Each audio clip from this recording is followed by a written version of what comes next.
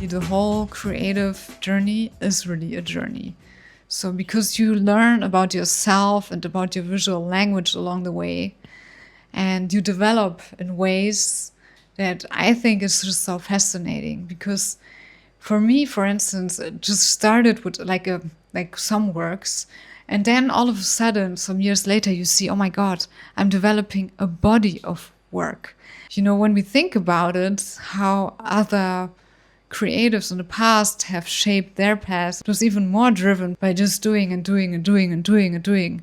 Now it's because of this medium of social media, I think we're even more drawn to also doing, but also showing. How do we show?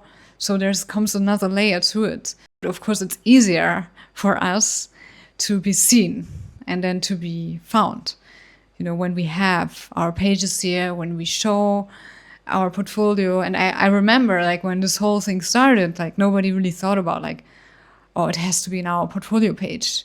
And all of a sudden it's like, boom, everyone has a portfolio page. Every artist, every creative, because we know producers, they look at the pages and they decide who they want to work with. But what do they decide on? Probably different parameters.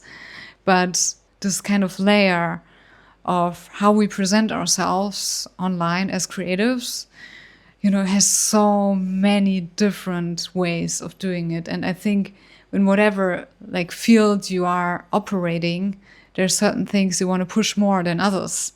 And how much do you go for these like kind of things? And how much do you have time actually to invest into this? Do you have the possibility to have someone helping you with this? And this journey is for everyone to live in their very own terms. There just are no rules. I think it really strongly depends on what kind of environment you're operating in, to give yourself the room to explore, to give yourself the possibility to say, this is my world. You know, this is who I am. You know, whoever wants to be in this kind of world, they actively decide to do so. So why not also like trying to see what kind of like really content to go for?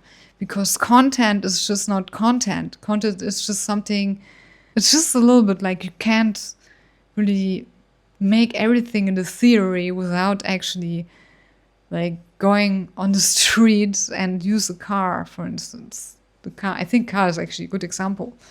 You have the theory, you learn about it, and then you have the actual driving, the active thing. So probably it's really this, you have to know the rules to break them. What are the rules, really? Who defines the rules in this industry? Who defines the rules of how creatives have to present themselves online? Are there any rules? Would you say so? Please leave a comment if you know. Like, is it just a portfolio page? How personal can you be? Like, all of these parameters we all think about. I think a lot of people think about it. These rules, they can be there that we say, focus on what you can contribute.